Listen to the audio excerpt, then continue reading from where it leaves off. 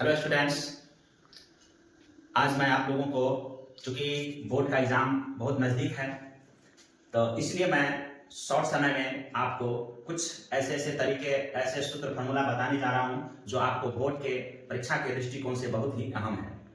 जिसमें मैं देख रहे हैं यहाँ पे टॉपिक लिखा हुआ है त्रिकोणमिति।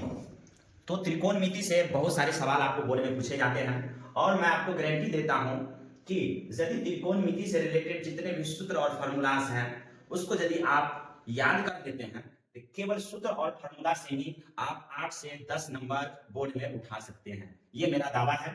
तो आप सभी विद्यार्थियों से मैं रिक्वेस्ट करूंगा कि त्रिकोणमिति का सबसे पहले आप सूत्र कम से कम जरूर याद रखा कीजिएगा।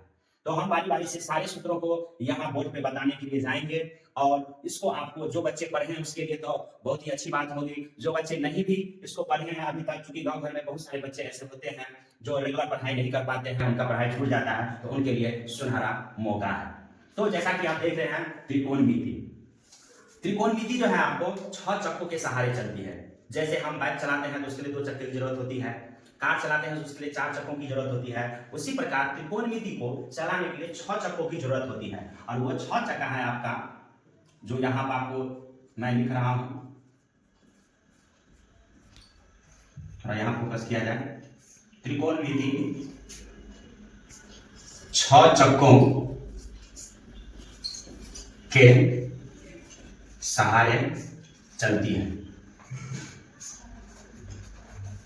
जिसमें नंबर 1 है आपको साइन थीटा, नंबर 2 है आपको इसी का उल्टा कोसेक थीटा, नंबर 3 है आपको कॉस थीटा और इसी का उल्टा हो गया आपको सेक थीटा, नंबर 5 में आपको टेन थीटा और नंबर 6 है आपका इसी का उल्टा कॉट थीटा।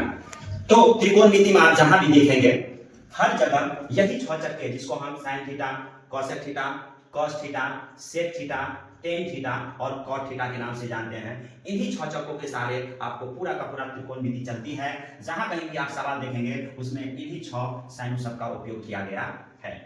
उसके बाद हम चलते हैं कुछ सूत्र पे जो आपको इसमें इंपॉर्टेंट है। जैसे नंबर 1 में है आपको साइन थीटा का सूत्र होता है। साइन थीटा बराबर होता है आपको P बटे H।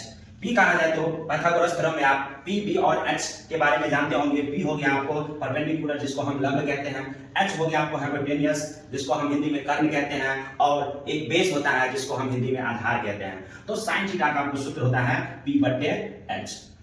उसके बाद इसी का उल्टा आपको जो COSEC कोसेक थीटा है, यदि आपको साइन थीटा का सूत्र याद है तो इसी को आप उल्टा कर देंगे तो आपको कोसेक थीटा का मान पता चल जाएगा, यानी इसी को आप कर दीजिए H बटे P।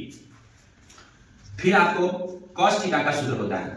cos थीटा का सूत्र हो गया आपको B बटे H, यानी कि आधार बटे कर्ण, बेस बाय हाइपोटेनियस यानी कि आधार बटे कर्ण। और यदि आपको cos थीटा का सूत्र याद है तो इसी का आप उल्टा कर देंगे तो आपको sec थीटा का मान पता चल जाएगा।